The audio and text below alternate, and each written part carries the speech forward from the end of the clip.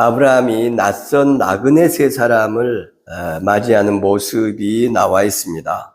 이 내용이 중요하다고 할 수 있는 이유는 이 내용의 끝에 다섯 번째 축복, 아브라함은 강대한 나라가 되고 천하 만민은 그로 말미암아 복을 받게 될 것이 아니냐. 18절 말씀이 이 나그네 접대 사건 이후에 또 나온다. 우리가 지난번에 아브라함에게 반복되는 축복과 언약이 어떤 규칙성이 있다, 어떤 패턴이 있다, 이렇게 해서 알아보았는데, 그 규칙이라는 것이 꼭 아브라함이 양보하고 희생하고 자기의 권리를 포기하고 약자들을 배려한 다음에 하나님께서 마치 그것을 기다리고 있으셨다는 것처럼 나타나셔서 아브라함을 축복하시고 언약에 확인을 해주셨다. 그런데 오늘도 여전히 나그네 세 사람을 접대한 뒤에 하나님께서 아브라함을 축복하시죠. 이게 다섯 번째 축복입니다. 하나님께서 총 6번의 축복의 언약을 반복하시는데 이게 다섯 번째, 역시 나그네를 접대한 뒤에. 아브라함이 나그네를 어떻게 접대를 했는지 우리가 살펴볼 필요가 있겠죠. 나그네 세 사람이 자기의 장막 밖에 있는 것을 아브라함이 발견을 했습니다. 그런데 아브라함이 저 사람들이 누구지? 경계하고 왜 우리 집 근처에 있는지, 우리 장막 근처에는 무슨 일로 왔는지 알아보게 하거나 이렇게 하지 않고 그가 달려나가서 영접하며 절을 했다. 어서 오십시오. 어디서 왔는지 왜 왔는지 모르지만 잘 오셨습니다 하면서 환대를 한 모습이 나타나 있죠. 내가 당신들께 은혜를 입었으면 자기를 종이라고 칭하죠. 떠나가지 마시고 물을 가져와서 당신들 발을 좀 씻고 나무 아래에서 좀 쉬고 떡을 좀 드시고 그렇게 쉬었다 가십시오. 대단하죠? 가서 환대하고 낯선 사람들을 당신들이 내 집에 온 것은 나한테 은혜를 끼쳤기 때문입니다. 내가 신의 은총을 받았기 때문에 당신들을 만나게 된 것입니다. 그러니 어서 들어오셔서 발을 씻고 떡을 제가 대접할 테니까 음식을 좀 드시고 쉬었다가 당신들 가실 곳으로 가십시오. 이렇게 이야기하는 거예요. 놀라운 이야기죠. 이 중동 지역에 나그네와 객을 환대하는 그런 오랜 관습이 지금도 있다고 합니다. 가장 인간다움, 덕성을 기리는 그런 좋은 풍습, 습관이라고 볼 수가 있겠죠. 그리고 나서 음식을 준비하러 가는데요. 6절과 7절을 한번 읽어보겠습니다. 아브라함이 급히 장막으로 가서 사라에게 이르되 속히 고운 가루 세 스아를 가져다가 반죽하여 떡을 만들라 하고 아브라함이 또 가축대 있는 곳으로 달려가서 기름지고 좋은 송아지를 잡아 하인에게 주니 그가 급히 요리한지라. 아멘. 고운 가루 세 스아는 7리터가 좀 넘습니다. 굉장히 양이 많은 것입니다. 더군다나 뒤에 송아지도 잡아요. 이 송아지가 아무리 작아도 나그네 세 사람이 먹기에는 너무나 많은 양이죠. 게다가 치즈와 우유와 이런 것도 내놨다. 8절에 이렇게 돼 있죠. 그러니 접대하고 환대하는 것이 우리의 상상을 초월한 최선을 다한 넘치도록 준비하는 정성과 사랑의 환대다. 이걸 우리가 알 수가 있죠. 있는 것을 덮여서 따뜻하게 주어도 고맙고 감사하고 선하고 착한 일인데 아브라함은 지금 엄청난 양의 음식을 준비하는 거예요. 왜 사라에게 풍성하게 많이 만드세요? 이렇게 하지 않고 세 스아를 가져다가 만들라고 했을까요? 아브라함은 다 생각이 있었던 것이죠. 계획이 있었던 겁니다.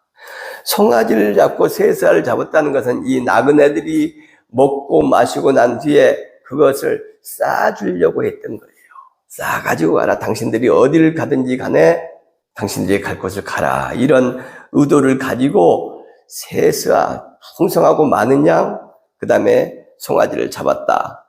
송아지를 잡아 이것도 하인들에게 송아지 좋은 것으로 한 마리 잡아라 이렇게 하지 않고 직접 가축대 있는 곳으로 달려가 이렇게 돼 있죠. 이 잡다라는 말은 라카흐란 말이 쓰였는데 이게 어디서 쓰이냐면 6월절 어린 양 잡을 때 이 단어가 나왔어요. 6월절 며칠 전에 양을 잡아 이렇게 돼 있었는데 또 6월절 저녁에 양을 도살하여 이 말이 또 나왔단 말이죠. 그러니까 6월절 며칠 전에 양을 잡아는 뭐고 6월절 저녁에 양을 잡는 건 뭐냐 그러면 양을 2번 잡는 거냐 이렇게 해서 제가 그때 원어를 가지고 6월절 전에 잡은 양이 이 라카흐다. 그러니까 정하는 거예요, 양을. 이 라카흐란 말이 취하다, 가지다 이런 뜻인데 이번 명절에는 이 놈으로 우리가 음식을 해야 되겠다라고 정했다 이런 의미도 있고 그것을 직접 도살을 했다라는 의미도 있습니다. 그런데 여기서는 문맥상 볼 때 가축대에 있는 곳으로 아브라함이 달려가서 좋은 송아지를 잡아 하인에게 주었다. 저 소를 잡아라 라고 한 것 같습니까? 아니면 아브라함이 직접 잡아서 이 껍질을 벗기고 각을 뜨고 이렇게 한 것 같습니까? 어떻게 생각하시든지 간에 여러 마리 짐승 중에서 하인들에게 아브라함이 좋은 송아지로 한 마리 잡아라 이렇게 하면 하인들이 물론 주인 어른이 극진히 접대하려고 하지만 이건 아닐 거야. 그래서 다음으로 좋은 걸 골라서 드리자. 그게 주인님 마음일 거야. 우리가 주인님 마음을 알아야지. 이런 식으로 충성할 가능성이 높죠. 그래서 아브라함은 직접 자기가 가서 그것을 잡아서 요리사에게 줬던 것으로 보입니다. 최고의 겸손, 극진한 환대, 나중에 먹을 수 있도록 그 섬세한 배려함 같은 게 있었죠. 그냥 마지못해 또는 형식적으로 한 접대가 아니다. 이것을 이제 알 수 있는 것이에요. 이런 놀라운 접대 이후에 하나님께서 주시는 말씀이 내년 이맘때 이삭을 낳을 것이다. 이제 축복이 점점 가시화되고 가까이 다가왔죠. 1년이잖아요. 잉태 10개월 하는 것을 생각을 하면은 이제 현실로 다가온 겁니다. 드디어 축복이. 이게 아브라함이 99세 때 아닙니까? 25년 만에 하나님의 축복의 약속 중에 하나가 이제 현실화가 되는 그런 시기가 된 것이죠. 그리고 나서 18절에 아브라함은 강대한 나라가 되고 천하 만민은 그로 말미암아 복을 받게 될 것이다. 이 언약을 다시 한번 이제 확인을 합니다. 하나님과 천사들 일행이 여기에 온 것은 그 소돔과 고모라의 죄악상을 확인하려 내려오신 것이죠. 21절에 보니까 내가 이제 내려가서 그 모든 행한 것이 과연 내게 들린 부르짖음과 같은지 그렇지 않은지 내가 보고 알려하노라. 하나님은 인간의 죄를 그들한테 와서 눈으로 확인하시기 전에는 아실 수 없는 분입니까? 왜 하나님은 천사들과 함께 이곳에 내려오신 걸까요? 여러 가지 의미들이 있을 수 있지만 아브라함을 만나기 위한 것도 하나가 있으시고요. 이 죄악의 부르짖음 가운데서도 선한 이들이 있을 거야. 이들을 용서하고 사랑할 수 있는 구석이 있을 거야. 그것을 찾기 위해서 천사들과 함께 내려온 것이라고 볼 수가 있죠. 소돔과 고모라 하면 우리는 동성애로 망했다. 이렇게 이제 일반적으로 다 알고 있잖아요. 그 부분에 대한 해답이 여기에서 나옵니다. 20절과 21절 시작. 여호와께서 또 이르시되 소돔과 고모라에 대한 부르짖음이 크고 그 죄악이 심히 무거우니 내가 이제 내려가서 그 모든 행한 것이 과연 내게 들린 부르짖음과 같은지 그렇지 않은지 내가 보고 알려하노라. 아멘. 소돔과 고모라에 대한 부르짖음이 크다. 이 부르짖음이란 말이 자크입니다. 자크. 느헤미야 5장인데요. 3절에서 7절까지 한번 읽어보겠습니다. 어떤 사람은 말하기를 우리가 밭과 포도원과 집이라도 저당 잡히고 이 흉년에 곡식을 어찌하고 어떤 사람은 말하기를 우리는 밭과 포도원으로 돈을 빚내서 왕에게 세금을 바쳤도다. 우리 육체도 우리 형제의 육체와 같고 우리 자녀도 그들의 자녀와 같거늘 이제 우리 자녀를 종으로 파는도다. 우리 딸 중에 벌써 남의 것이 우리의 밭과 포도원이 이미 남의 것이 되었으나 우리에게는 아무런 힘이 없도다 하더라. 내가 백성의 부르짖음과 이런 말을 듣고 크게 노하였으나.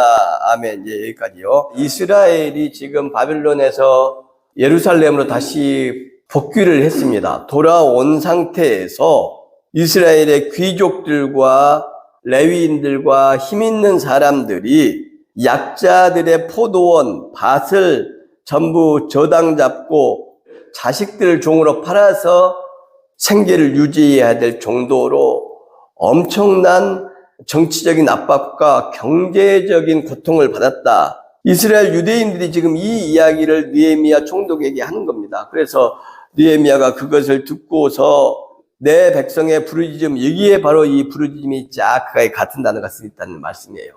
그리고 9장 9절도 한번 보면요. 느헤미야 9장 9절. 주께서 우리 조상들이 애굽에서 고난받는 것을 감찰하시고 홍해에서 그들의 부르짖음을 들으시고, 홍해에서 지금 쫓아오는 이집트의 군인들과 병거, 파라오의 그 무서운 강압적인 정치에 두려워서 소리를 지를 때 이 자크란 단어가 쓰인다.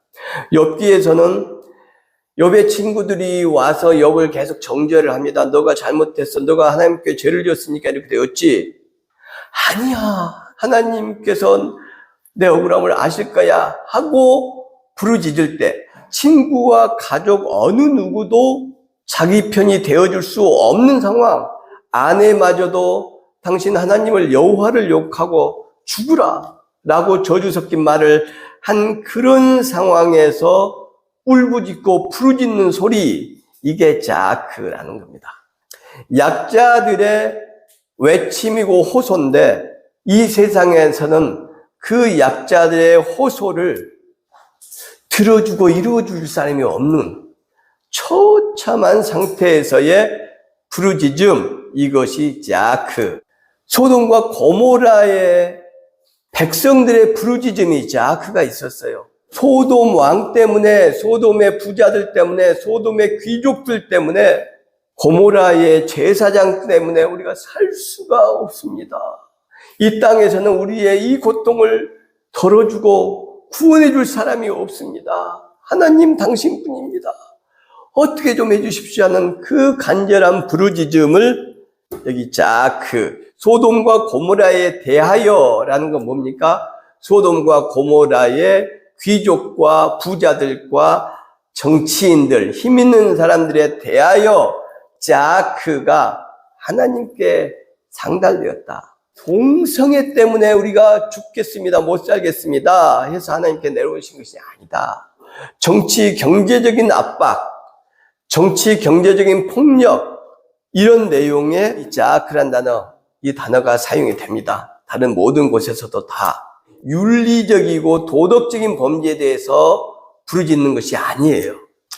그 다음에 21절에 보니까 내게 들린 부르짖음과 같은지 그렇지 않은지 내가 보고 알려하노라, 이렇게 돼 있죠. 여기도 부르짖음이 있죠. 앞에는 자크, 이 뒤에 있는 단어는 차카. 단어 자체가 다릅니다.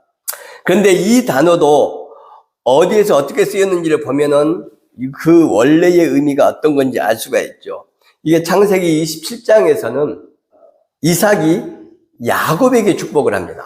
나중에 에서가 그것을 알고 와서 아버지 저에게도 축복해 주십시오. 축복해 주실 것이 남아있지 않습니까? 라고 이야기를 하니까 이삭이 내가 줄 수 있는 모든 축복은 다 야곱에게 해 주었고 너에게는 해줄 축복이 없다, 남은 축복이 없다라고 이야기를 하니까 에서가 부르짖으며 울면서 저도 축복해 달라고 그렇게 우는 내용이 나와요.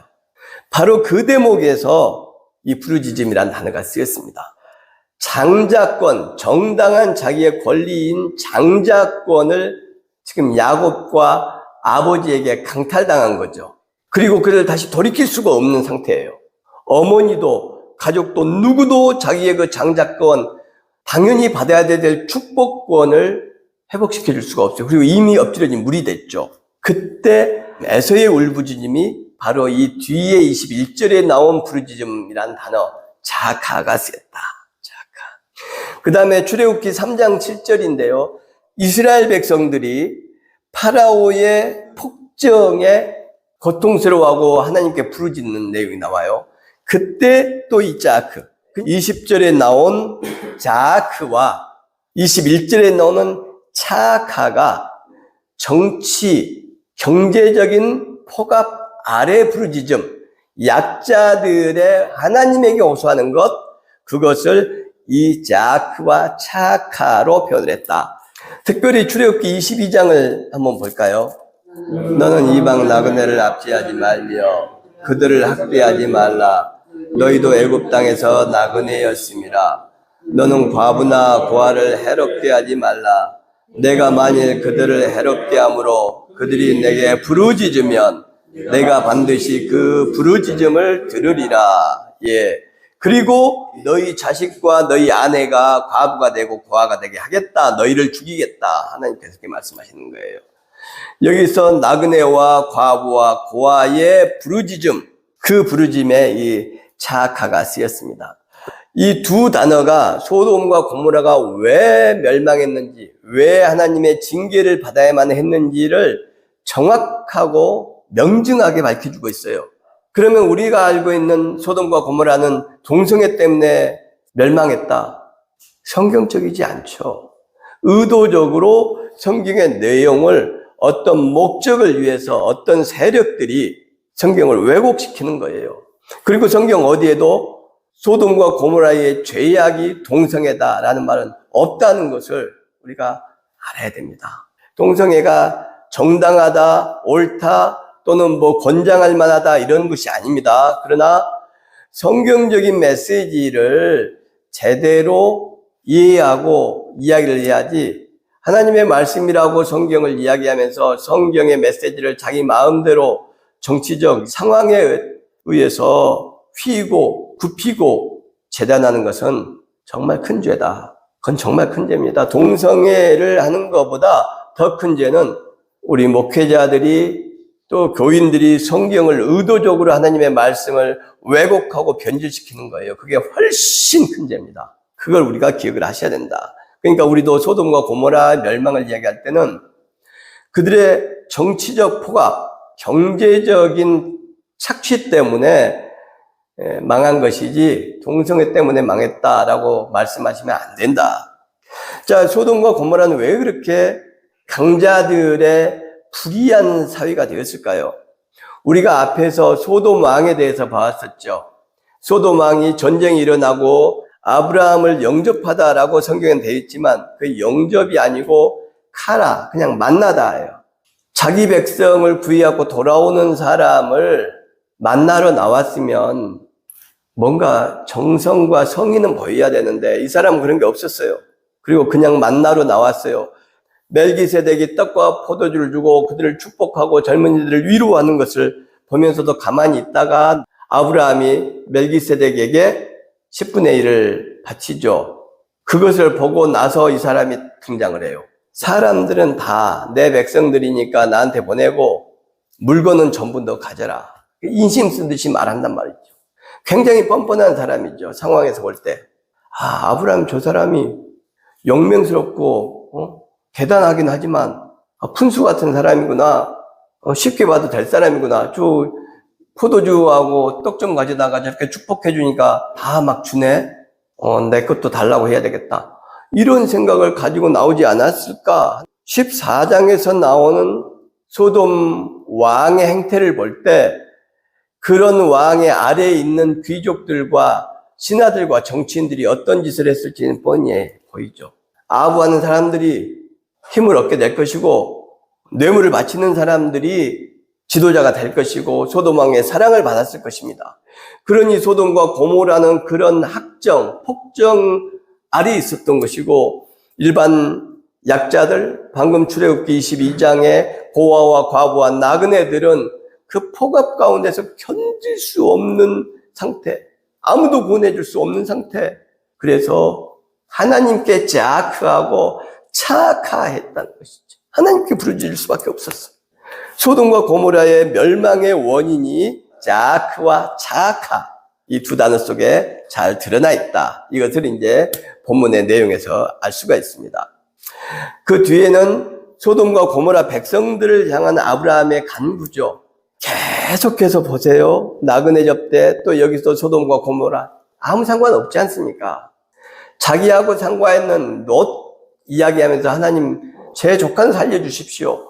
이거 말하면 전부예요. 아무 상관없어 보이는 사람들, 아브라함은 약자들을 생각한 겁니다. 소돔 왕의 그 얍삽함과 뻔뻔스러움을 아브라함이 모르는 정도의 사람이 아닙니다. 훨씬 인격적이고 훨씬 총명하고 똑똑한 사람이죠. 전쟁할 때도 그런 모습이 나타났죠. 밤낮으로 나누고 두 패로 나누고 이런 과정 속에서 아브라함은 굉장히 지혜로운 사람이었어요. 그런데 그 아브라함이 소돔 왕의 실체를 몰랐겠습니까? 알았죠. 소돔 왕에게 지배당하는 그 연약한 백성들, 자기가 생명을 걸고 엘람 왕 그돌라오멜로부터 구해왔던 그 불쌍한 소돔의 젊은이들, 청년들, 처녀들, 그들을 생각한 거죠. 아브라함은 그 순한 것들, 그 불쌍한 것들이 이 죄악 가운데서 죽게 되거나 하나님의 증거를 받게 되면 안 된다. 그 마음을 가지고 하나님한테, 하나님은 의인도 죄인과 함께 죽이십니까? 그 기도를 하는 거예요. 여러 번에 걸쳐서. 이게 아브라함의 일상이었다는 거죠. 오늘 본문의 제목이 뭐냐면 부르심을 받은 자, 선택받은 자. 하나님은 어떤 사람을 왜 우리를 선택하셨는가? 그게 19절 말씀에 나와 있죠. 이는 나 여호와가 아브라함에게 대하여 하나님의 인명을 아멘. 여호와의 도를 지켜 의와 공도를 행하게 하려고, 의는 제데크, 공도는 미슈파트. 그러니까 둘 다 구약에서 공의, 정의로 쓰이는 단어예요. 미슈파트, 샤파트가 재판하다라는 뜻입니다. 심판하다, 판결하다, 재판하다. 그러니까 미는 어떤 장소를 뜻하는 접두어예요. 그러니까 미슈파트는 재판하는 곳, 심판이 있는 곳, 판결하는 곳. 그곳에는 뭐가 있습니까? 궁극적으로 심판과 판결은 의롭고 정의로운 것이, 공의로운 것이죠. 하나님께서 아브라함을 택하신 이유가 여기 나오는데, 정의를, 공의를 행하게 하려고 택하였다. 이는 나 여호와가 아브라함에 대하여 말한 일, 이 땅을 갖게 할 것이고 자손이 많게 할 것이고 온 민족이 복을 받게 할 것이다 라고 하신 그 말씀입니다. 반복되는 축복과 언약을 이야기하죠. 그것을 이루게 하신다는 거예요. 아브라함이 의와 공도의 삶을 살 때 하나님의 축복의 언약이 이루어지게 된다는 겁니다. 그러니까 아브라함이 의와 공도의 삶을 살지 않으면 하나님의 축복과 언약을 아브라함 스스로 그 축복을 걷어차버리는 것이 되는 것이죠. 그러니까 우리도 마찬가지인 겁니다. 하나님께서 아브라함을 부르신 이유도 우리를 부르신 이유와 똑같죠.